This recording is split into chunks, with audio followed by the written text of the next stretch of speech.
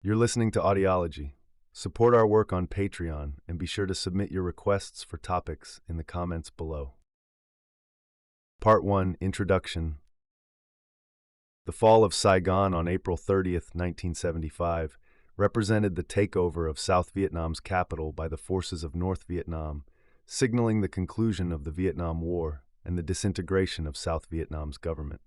This event prefaced the transition to unified communist governance, culminating in the establishment of the Socialist Republic of Vietnam on July 2, 1976.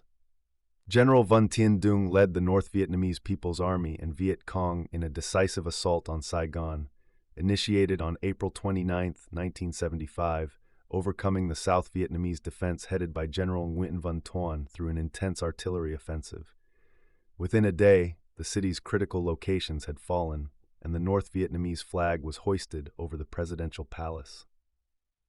Prior to Saigon's capture, Operation Frequent Wind was executed to evacuate most American civilians and military staff, as well as numerous South Vietnamese citizens linked to the former government. A minority of Americans opted to remain behind. This occasion marked the largest helicopter evacuation ever recorded. The American military had already withdrawn from South Vietnam over 2 years before Saigon's collapse and played no role in defending the city or assisting with the evacuation. The end of the war, along with new policies enacted by the incoming communist regime, caused a temporary reduction in Saigon's population until 1979. Subsequently, the population began to grow again. On July 3, 1976, the newly unified Vietnamese government honored Ho Chi Minh, the former leader of the Workers' Party and founder of North Vietnam, by renaming Saigon to Ho Chi Minh City. Part 2 Names. The significant historical event in question is referred to by numerous titles, reflecting different perspectives. The Vietnamese government refers to it as the Day of Liberating the South for National Reunification, or Liberation Day, suggesting a celebratory recognition of the event's contribution to the country's unity. However, in Western narratives, it is often termed the Fall of Saigon, denoting a more neutral or critical viewpoint. Many Vietnamese expatriates, particularly those who were refugees after the South fell, use terms like Day We Lost the Country, Black April, National Day of Shame, or National Day of Resentment, indicating a sense of loss and mourning. In a less emotionally charged description, the Vietnamese sometimes refer to it simply as the April 30th, 1975 incident, or just April 30. Part 3 North Vietnamese Advance. The unexpectedly swift breakdown of South Vietnam in 1975 caught many by surprise, including American and South Vietnamese officials, and possibly the North Vietnamese and their partners. A report from the CIA and U.S. Army intelligence on March 5th had projected that South Vietnam would sustain its defense at least until the end of the dry season the following year. This assessment was dramatically incorrect. Around the time this report was issued, General Dung was organizing a significant offensive in Vietnam's Central Highlands, which commenced on March 10th with the seizure of Buon Ma Thuot. The South Vietnamese military, also known as the Army of the Republic of Vietnam, ARVN, began a chaotic retreat aiming to regroup further south below the 13th parallel. As the People's Army of Vietnam, PAM, pressed on with support from heavy artillery and tanks, it overtook key cities in the northern part of South Vietnam by the end of March, including Hue on March 25th and Da Nang on March 28th. Massive South Vietnamese troop pullbacks and the ensuing refugee crisis, with over 300,000 people fleeing Da Nang alone, further undermined the likelihood of a South Vietnamese recovery. Following the fall of Da Nang, CIA operatives on the ground dismissed any chance of a recovery unless intense B-52 bombings of Hanoi were conducted. By April 8th, the North Vietnamese leadership urged General Dung to intensify his attacks all the way to Saigon. They later dubbed the campaign the Ho Chi Minh Campaign on April 14th, aiming to conclude it before the late revolutionary leader's birthday on May 19th. Furthermore, South Vietnam's hopes of substantial additional military support from the U.S. were dashed, deflating President Nguyen Van Thieu's hopes of revived American backing. On April 9th, PAV units reached Sunluk, the final stronghold before Saigon. The ARVN 18th Division fiercely defended the city for 11 days. Upon withdrawing from Sunluk on April 20th, after inflicting serious casualties on the North Vietnamese and facing the inevitability of defeat, President Thieu resigned on April 21st in a moving TV speech criticizing the U.S. for not supporting South Vietnam. The North Vietnamese front line was now alarmingly close to Saigon. As the end drew near, General Nguyen Van Thuan arranged for the defense of Saigon with 5 strategic points, forming a defensive arc encompassing the city's west, north, and east.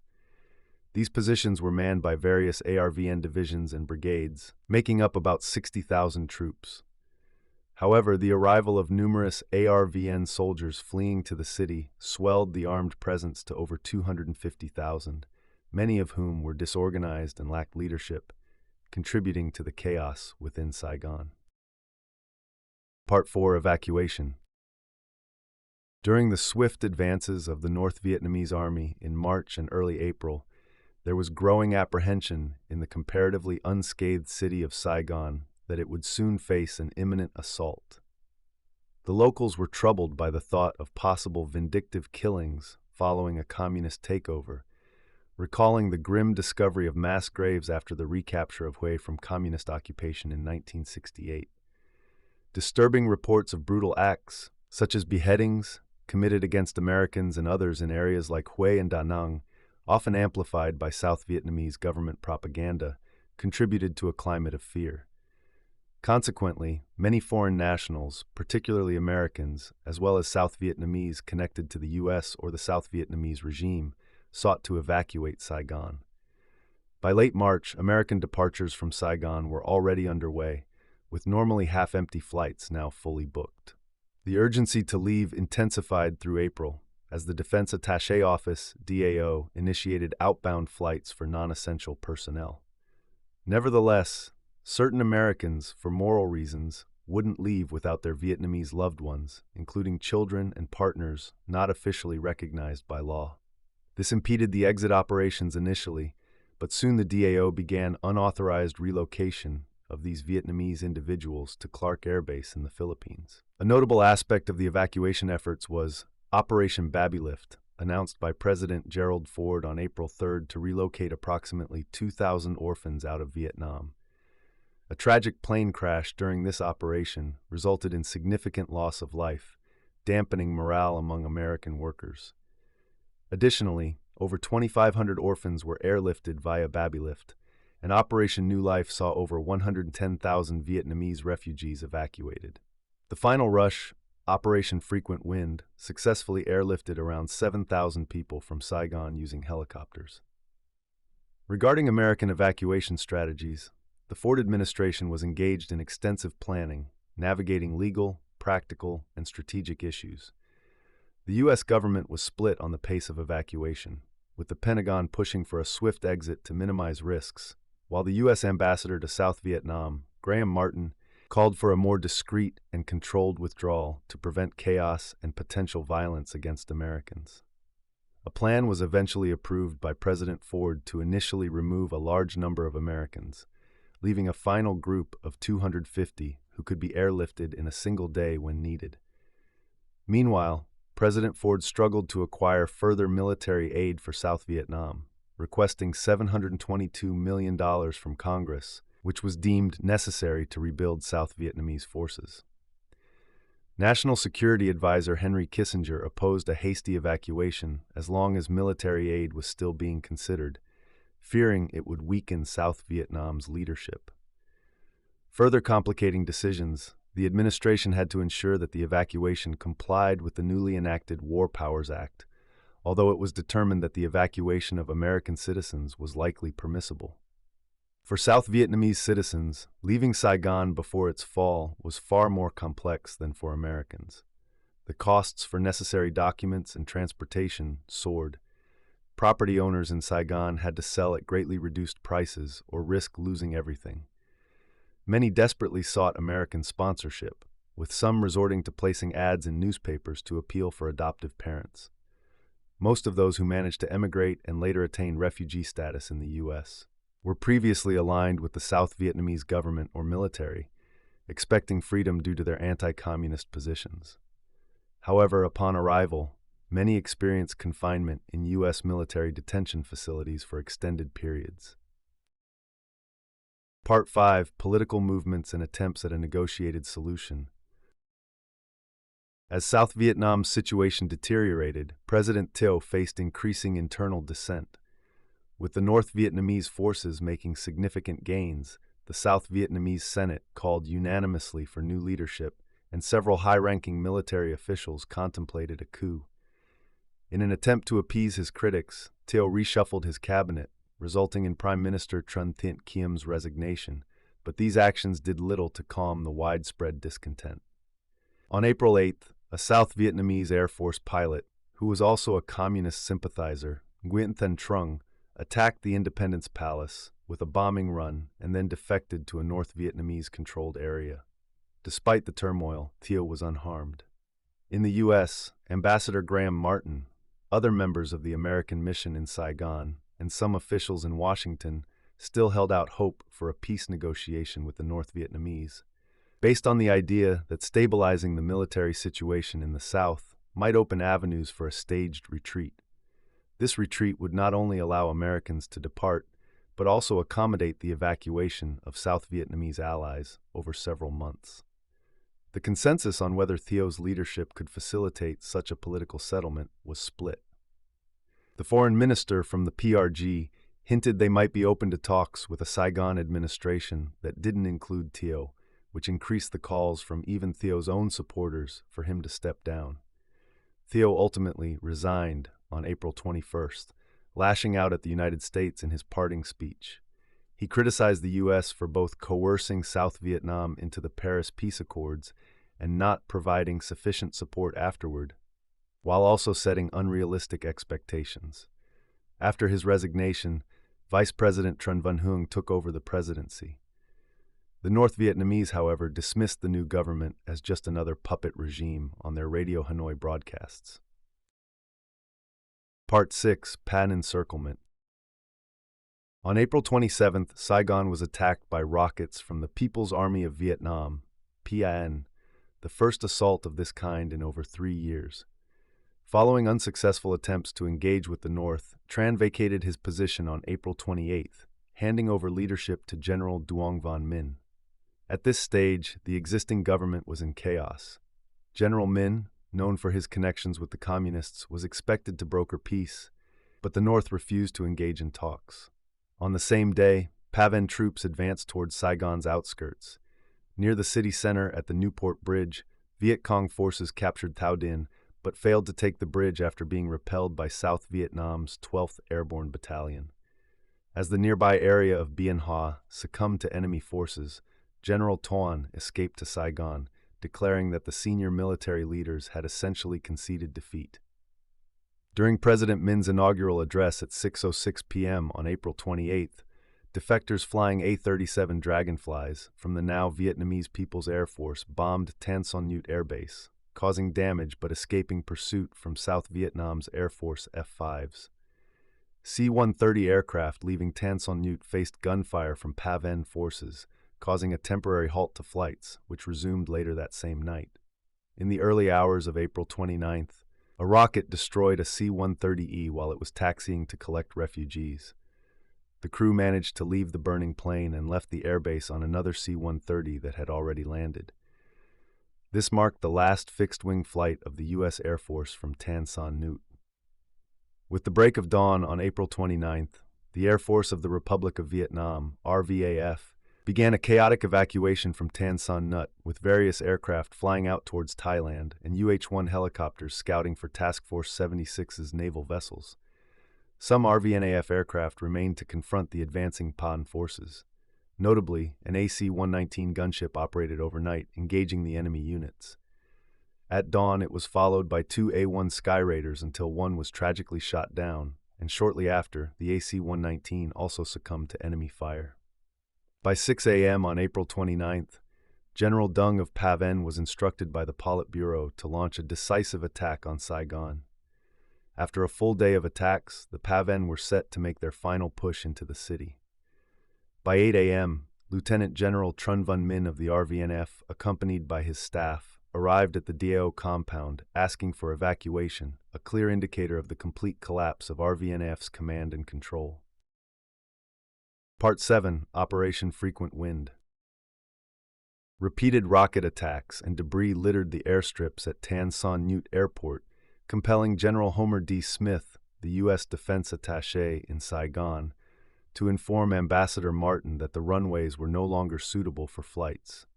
The original plan had been to use airplanes for evacuation, but this changed after a South Vietnamese pilot defected by dropping his munitions on the last operational runways, which had managed to escape previous bombardment.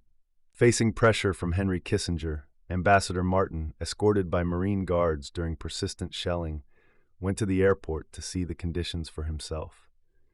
Only after confirming that planes could not be used, and with the intention of personally overseeing the situation lest the helicopter evacuation fail, did Martin authorize starting the helicopter-led operation known as Operation Frequent Wind. Reports came in early morning that North Vietnamese forces were nearing Saigon. At 10:48 a.m. on April 29th, Ambassador Martin expressed his decision to Kissinger to initiate the helicopter evacuation. 3 minutes later, the order was executed by unpack, and the American radio station began playing White Christmas as a signal for Americans to head to evacuation sites. Under the operation, CH-53 and CH-46 helicopters evacuated Americans and Vietnamese allies to U.S. Navy ships, primarily the 7th Fleet, off the South China Sea coast. The Defense Attaché Office, DAO compound, served as a hub for these evacuations, with buses ferrying evacuees from around the city. The first helicopters touched down in the afternoon, and thousands were airlifted out. By nightfall, measures were being taken to destroy sensitive equipment and documents, and even money.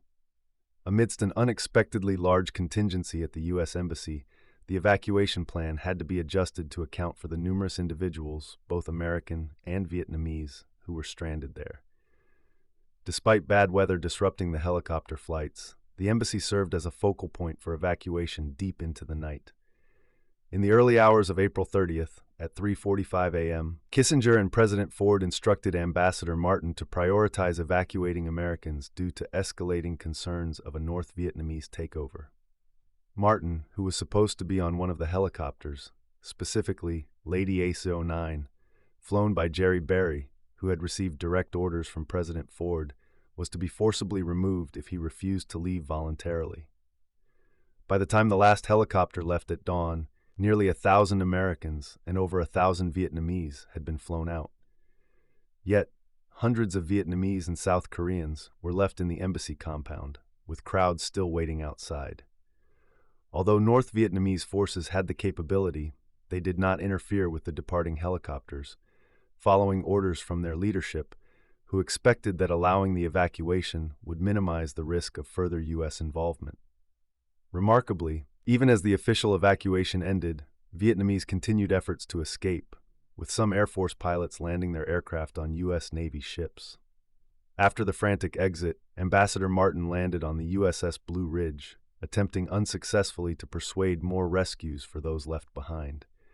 Ultimately, he managed to convince the 7th Fleet to stay in the area a bit longer, providing a chance for more Vietnamese to escape by sea. In the years that followed, the U.S. later resumed diplomatic relations with Vietnam, and the former embassy was returned to the U.S. government. A piece of history, the staircase leading to the CIA apartment building's helipad was preserved and is now on display at the Gerald R. Ford Museum in Michigan. Part 8, Final Assault. In the pre-dawn of April 30th, Dung was instructed by the Politburo to initiate an assault. Following these instructions, Dung commanded his officers on the ground to move towards critical sites and important positions throughout the city. The first group from the PAN to enter was the 324th Division. Up until this point, there had been no requests made by the administration for public contributions of essentials such as blood or food. On the morning of April 30th, PAVN engineers made an unsuccessful attempt to take control of the Newport Bridge, facing defeat at the hands of the ARVN Airborne. At 9 a.m., PAVN tanks drew near the bridge and were met with resistance from RVN tanks, which took out the leading T-54 tank and resulted in the death of the PAVN battalion leader. The ARVN's 3rd Task Force, 81st Ranger Group, under the leadership of Major Pham Chau Tai, was defending Tan Son Nhut, bolstered by the surviving forces of the Loi Ho unit. At 7:15 a.m. on April 30th, the PAVN's 24th Regiment got close to the Bay Hien Junction, a mere 1.5 kilometers from the primary entrance of Tan Son Nhut Air Base. The first T-54 was disabled by a recoilless rifle, and a subsequent T-54 was hit by a projectile from an M48 tank. This prompted the PAVN infantry to forge ahead, engaging the ARVN in combat that progressed to battles within individual homes, driving the ARVN to retreat back to the base by 8:45 a.m. The PAVN sent 3 tanks and an infantry battalion to attack the primary gate, which the ARVN met with heavy anti-tank and machine gun fire, eliminating the 3 tanks and bringing down at least 20 PAVN soldiers.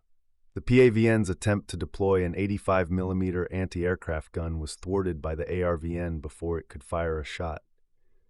8 additional tanks and another infantry battalion were directed by the PAVN 10th Division to join the offensive, but upon nearing the Bay Hien Junction, they were targeted by an air raid from RVNAF jets based at Binh Thuy that destroyed 2 T-54s. At 10 a.m., the remaining 6 tanks reached the main gate and initiated their assault. 2 tanks were taken out by anti-tank fire at the gate, and a third was destroyed during an attempted flanking action. At 10:24 a.m., Min broadcasted a command for all forces to halt fighting and remain where they were, declaring an unconditional surrender. He called upon the Provisional Revolutionary Government to partake in peaceful power transfer to prevent further loss of life. Around 10:30 a.m., Major Pham at Tan Son Nhut Air Base received word of the surrender and sought further orders. After contacting Min, who instructed Pham to prepare for surrender, Pham suggested a rescue operation, which Min declined. Pham then commanded his forces to withdraw from the base's gates. By 11:30 a.m., PAVN troops had entered the base. Meanwhile, the engagement at Newport Bridge continued until the ARVN were informed of Min's surrender via radio. Despite the bridge being primed for demolition with around 4,000 pounds of explosives, the ARVN forces stood down, and at 10:30 a.m., the PAVN column advanced across the bridge. Part 9. Capitulation and Final Surrender Announcement. The 203rd Tank Brigade of the People's Army of Vietnam, which was part of the 2nd Corps led by Major General Nguyen Hu An, was commanded by Nguyen Tut Tai and had Bui Van Tung as its political commissar. It was the first to breach the perimeter of the Independence Palace at midday. A Soviet-made T-54 tank, number 8 and 43, struck the side gate first, an action captured on film by Australian journalist Neil Davis. Following that, a Chinese-made T-59 tank, number 390, broke through the central entrance for entry into the courtyard. Although initially Tank 843 was thought to be the first to enter the grounds, a photograph taken by French photographer Françoise de Mulder in 1995 showed that it was actually Tank 390 that entered through the main gate first. Both tanks have since been recognized as national treasures and are on display in separate museums in Hanoi. Lieutenant Bui Quang Than lowered the South Vietnamese flag and raised the Viet Cong flag at the palace at 11:30 a.m. on April 30th, 1975. Troops from the 203rd Tank Brigade discovered President Min and his cabinet waiting to surrender. 10 minutes after the tanks arrived, Political Commissar Lieutenant Colonel Bui Van Tung reached the palace. When addressed by Min, Tung promptly declared there was nothing to surrender but for Min's own unconditional submission. Tung then prepared a statement announcing the end of the South Vietnamese government, which he had Min broadcast from Radio Saigon to prevent further violence. This broadcast was recorded by German journalist Boris Galash. Colonel Bui Tin, a military journalist, was at the palace during these events and confirmed in his memoir that Tung accepted the unconditional surrender. However, during a 1981 interview with WGBH Educational Foundation, Tin mistakenly claimed that he had been the one to receive Min's surrender, using the words Tung had actually spoken. This misinformation was subsequently cited by some international observers and historians. At 2:30 p.m., Minh publicly declared the total surrender of the South Vietnamese forces and the dissolution of the Saigon government, calling for all forces to lay down their arms and hand over control to the Provisional Revolutionary Government of the Republic of South Vietnam. Lieutenant Colonel Bui Van Tung then announced the complete liberation of Saigon and the formal acceptance of Minh's surrender, marking the official end to the Vietnam War. Part 10. Aftermath. The takeover of Saigon led to the city being renamed after Ho Chi Minh, the former president of North Vietnam, yet many people continued to refer to it as Saigon. After the city fell to the communists, some semblance of order was gradually re-established. The once bustling U.S. embassy was ransacked, as were other businesses, and communication with the outside world was severed. The Viet Cong's network in the south had been debilitated, partly due to efforts like the Phoenix program, so the North Vietnamese army took on the role of restoring order. General Truong Van Trao was appointed to oversee the city, and a celebration of victory was held on May 7th. The new regime sought to decrease Saigon's bloated population, which had surged due to wartime migration, resulting in high unemployment and overcrowding. Re-education classes were introduced, suggesting that in order to be fully accepted back into society, former South Vietnamese soldiers should relocate to rural areas for farming, although rice was supplied to the impoverished, promising them food if they moved to the countryside. Within 2 years after the city's capture, according to the Vietnamese government, about 1 million people had left. The authorities had aimed to relocate an additional 500,000. Post-war, figures suggest that between 200,000 and 300,000 South Vietnamese were placed in re-education camps, suffering through torture, insufficient food, illness, and forced labor. Regarding the evacuation, there has been debate over its success after the war's conclusion. Operation Frequent Wind was hailed as a significant accomplishment by both General Van Tien Dung in his memoirs and the New York Times, which praised the operation's efficiency and courageous execution. However, criticism arose over the evacuation's slowness and reluctance, as well as its failure to adequately evacuate many Vietnamese civilians and soldiers associated with the Americans. According to the U.S. State Department, there were about 90,000 Vietnamese connected to the U.S. Embassy, including current and former staff and their families.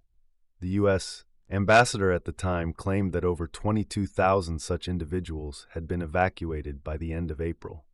Later, the National Review reported that about 30,000 South Vietnamese may have been executed using a list of CIA informants that was allegedly left behind.